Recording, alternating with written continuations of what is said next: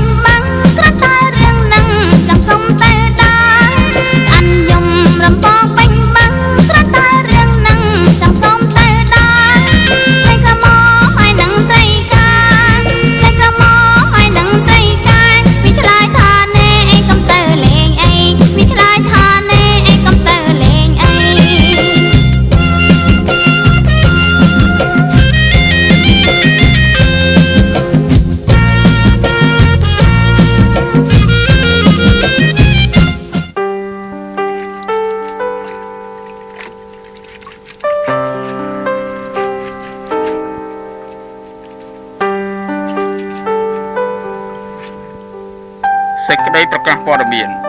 ស្ថានីយ៍វិទ្យុនិងទូរទស្សន៍ខ្មែរប៉ុស្តិ៍លេខ9សូមប្រកាសជូនដំណឹងដល់យុវជនយុវនារីទាំងអស់ឲ្យបានជ្រាបថា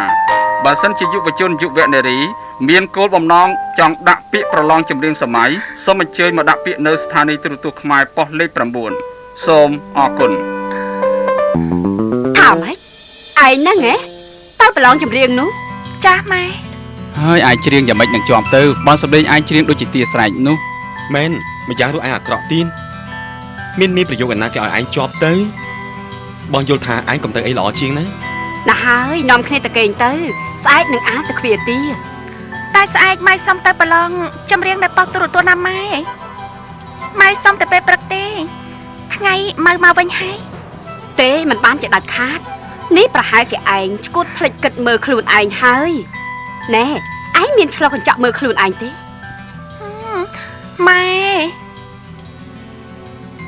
ម៉ែសុំម្ដងទៅណាម៉ែនេះជាឱកាសល្អរបស់ម៉ែហើយម៉ែអនុញ្ញាតទៅណាស្អែកម៉ែក្រោកពីព្រឹកធ្វើការងារផ្ទះឲ្យចំណែកទាវិញមានបំភាក់សុកចិត្តមើលចំនួនកូនហើយពិតហើយម៉ែកូនសន្យាថាមិនឲ្យម៉ែខាត់បងអ្វីទាំងអស់ណាម៉ែណាកូនសុំវ៉ា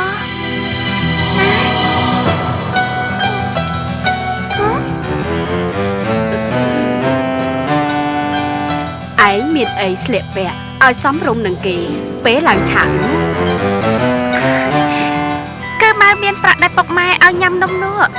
ម៉ែសន្សំទិញបានសម្លៀកបំពាក់មួយកំ plet ដែរអើ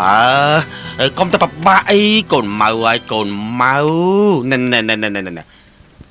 ណែទុកឲ្យពុកជាអ្នកជូនកូនទៅប្រឡងចម្រៀងចុះណាកូនណា បាត់ម៉ែណាទុកម៉ែអើយអត់កូនអូយម៉ែកូនសុំតើសុំតើម៉ែអើយម៉ែអីនេះម៉ែកូនសុំតើខ្ញុំចិត្តណាស់សុំតើម៉ែ មើលម៉ែវា អូយ